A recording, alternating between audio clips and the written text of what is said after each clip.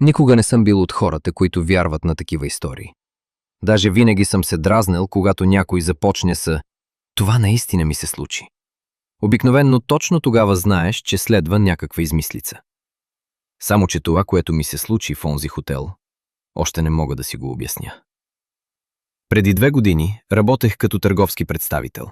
Обикалях из България с една служебна дачия, пълна с мостри, каталози и фактури. Типичната работа. Тръгваш рано, пиеш кафе от бензиностанция, слушаш радио, ядеш баничка на крак и се молиш да не попаднеш за трактор на някой тесен път. Беше късна есен. От онези дни, в които още не е истинска зима, но въздухът вече мирише на мокри листа, пушек от комини и студен асфалт. Трябваше да посетя няколко магазина в едно малко градче, няма да казвам името му, защото хората там сигурно си живеят спокойно и не искам да правя циркове. Градчето беше от онези, дето центърът е един площад с община, аптека, 2 кафенета, магазин «Всичко за левче» и паметник, около който винаги има по 3 дядовци с каскети. Пристигнах към 5 следобед, но срещата ми се проточи. Собственикът на магазина първо ме черпи кафе. После започна да ми обяснява как едно време стоката била по-качествена. После дойде жена му, после някакъв братовчет. Българска работа. Когато приключих, вече се беше стъмнило. Имаше гъста мъгла и ситен дъжд от онзи гадния, който уж не вали силно, ама след 5 минути си мокър до чорапите. Реших, че няма смисъл да карам обратно към София.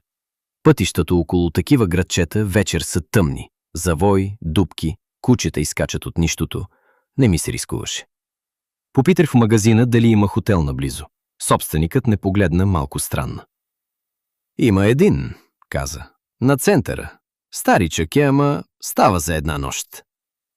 Жена му, която подреждаше нещо зад касата, веднага се обади. Само не взимай стая на 3-ти етаж. Аз се засмях, защото помислих, че се шегува. Защо да не капе таванът? Тя не се усмихна. Просто поискай на 2-я. Мъжът я изгледа и каза. Айде стига, ма, човекът ще спи, не го занимавай. Не питах повече. Бях уморен, гладен и единственото, което ме интересуваше, беше душ и легло. Хотелът беше наистина в центъра. Една стара сграда от времето на соца с голяма табела «Хотел Балкан», на която половината букви не светеха. Отпред имаше няколко саксии с изсъхнали цветя и един метален пепелник, пълен догоре. Вратата скърцаше като в стар български филм. Вътре миришеше на препарат, стар мокет и цигари. Въпреки че навсякъде имаше лепенки, пушенето забранено. На рецепцията стоеше жена на около 60, с къса коса, жилетка и онзи поглед, който имат хората, работили твърде дълго с клиенти. Добър вечер. Имате ли свободна стая за една нощ? Попитах. Тя ме огледа, после погледна към един стар тефтер. Имаме. Сам ли сте? Сам. 50 лева, закуска няма. Топла вода има, ама трябва да я пуснете да тече малко. Класика. Платих в брой, защото посттерминалът нещо не работи. Тя ми даде ключ с голям пластмасов ключодържател, на който пишеше 307.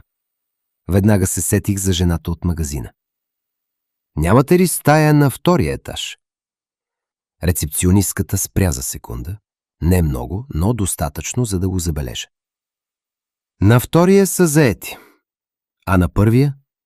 Там не даваме стаи. Ремонт. Погледнах ключа пак. Значи и 3-я? Тя се наведе малко напред и каза тихо. Не се разхождайте много нощем. Стар хотел е. Всичко се чува, всичко тропа. Не знам защо, но това не ми позвуча като стандартно обяснение. Асансьорът беше малък, с дървена ламперия отвътре и огледало, което те прави да изглеждаш като човек, който не е спал от 3 дни.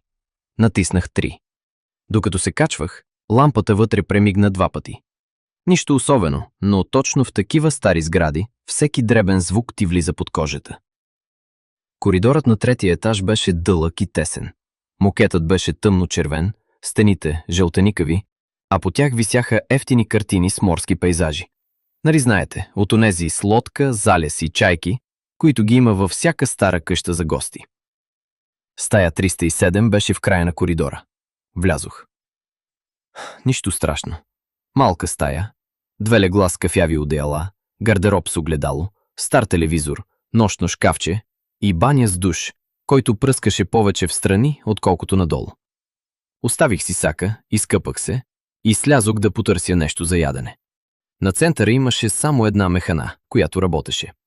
Вътре бяха трима местни, гледаха матч без звук, а от колоните тихо вървеше някаква стара чалга.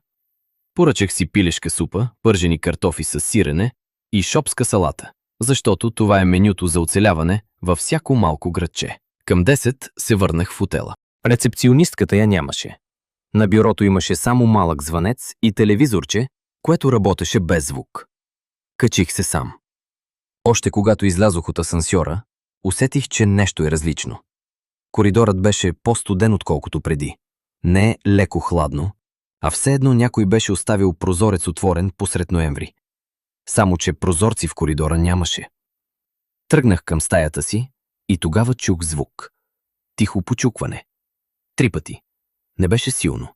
По-скоро като скокалчета по дърво. Спрях. Почукването дойде от вратата на стая 309, точно до моята. Погледнах натам. Под вратата нямаше светлина. Помислих си, че може да има човек вътре, който просто се мести или удря нещо. Стар хотел, тънки стени. Казах си да не се филмирам. Влязох в стаята, заключих и легнах. Пуснах телевизора, но имаше само някакъв местен канал с лош сигнал. БНТ и още 2 канала, които снежаха. Оставих го да мърмори тихо и си рових в телефона. Обхватът беше слаб. Интернетът зареждаше като през 2008. Накрая се отказах. Беше малко след полунощ, когато пак го чух. 3 почуквания. Този път не идваха от коридора. Идваха от стената до леглото ми. Точно от страната на стая 309. Лежах напълно неподвижно и гледах към стената. В главата ми веднага се появиха всички логични обяснения. Тръби, радиатори, някой съсед, вятър, стар хотел. После се чу глас. Мъжки глас. Много тих, като през стена. Извинете. Кръвта ми застина. Не защото беше силен или агресивен, напротив, беше спокоен. Точно това беше гадното. Седнах в леглото. Да, казах, без да знам защо изобщо отговарям. Тишина. После пак. Извинете, имате ли зарядно? Знам как звучи, смешно даже. Някой в хотел да пита за зарядно през стената. Но точно в този момент нямаше нищо смешно. Гласът не звучеше като човек, който стои в съседната стая. Звучеше прекалено близо. Все едно някой е наведен до ухото ми, но думите идват през бетон. Не отговорих. Станах, обух си дънките и отидох до вратата. Погледнах през шпионката към коридора. Празно. Лампата в коридора премигваше. Не постоянно, само от време на време. Колкото да ти напомни, че нещо не е наред. Реших да сляза до рецепцията. Вече не ми пукаше дали изглеждам като пълен глупак. Отключих, отворих вратата и точно тогава видях, че пред стая 309 стои табелка. Не беше "Не безпокойте", а от онези малки бели табелки, които хотелите слагат, когато стаята не се използва. На нея с химикал беше написано "Не се дава". Почувствах как ми изтръпват ръцете. Тръгнах бързо към асансьора. Натиснах копчето. Нищо. Натиснах пак. Чуваше се как някъде долу машината бръмчи, но асансьорът не идваше. Тогава, от края на коридора, зад мен, се чу врата. Бавно отваряне. Не се обърнах веднага. Честно, не исках. Стоях пред асансьора и гледах металната врата, в която се отразяваше размазано коридорът зад мен. В отражението видях нещо тъмно да стои пред стая 309. Не беше ясно. Не мога да кажа лице, дрехи, човек. Просто висока фигура, неподвижна, като петно в мъгла. И тогава гласът каза: "Само за малко." Асансьорът изведнъж издрънча и вратата се отвори. Влязох толкова бързо, че почти се спънах. Натиснах едно няколко пъти. Вратата се затвори бавно, ужасно бавно. В последния момент, преди да се затвори напълно, видях как фигурата вече беше по-близо. Не тичаше, не вървеше даже. Просто беше по-близо. Долу, рецепционистката седеше зад бюрото, все едно ме е чакала. «Стаята ли?» попита тя. Аз не можех да говоря нормално. «В 309 има някой». Жената въздъхна. Не се изненада. Това беше най-лошото. Няма никой в 309. Чух го! Говореше ми през стената! Тя стана бавно, взе един ключ от чекмеджето и каза: «Елате. Няма да се кача пак. Тогава си вземете нещата сутринта». Погледнах я и разбрах, че говори напълно сериозно. «Какво има в тази стая?» Тя мълча няколко секунди. После каза: «Преди години тук спираха шофьори, търговци, командировани, всякакви. Един човек останал в 309. Никой не знае какво точно е станало. От тогава понякога, ако някой спи в 307, започва да пита за дребни неща. Зарядно, цигара, вода. Все неща, за които човек би отворил вратата. И ако отвориш?» Тя ме погледна така, че вече съжалих, че попитах. Не знам. Никой не е останал да обясни спокойно. Тази нощ не се качих. Седях във фоайето на един стар диван до изкуствена палма и автомат за кафе, който пускаше нещо между капучино и топла кал. Рецепционистката ми даде одеяло, без да говори много. Към 4 сутринта, когато вече почти бях задрямал, от тавана се чу почукване. 3 пъти. Точно над нас. Рецепционистката не вдигна поглед от кръстословицата си. Само каза: «Не отговаряйте». На сутринта се качихме заедно да си взема сака. Коридорът изглеждаше съвсем нормално. Топъл, тих, скучен. Пред 309 табелката си стоеше. В моята стая всичко беше както го бях оставил. Освен телефона ми. Бях сигурен, че го оставих на нощното шкафче до леглото. Сега беше на пода, точно до стената към 309. Батерията беше на 1%.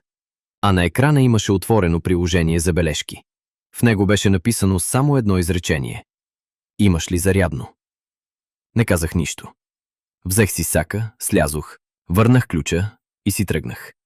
Рецепционистката само ме изпрати с поглед и ми каза: «Карайте внимателно.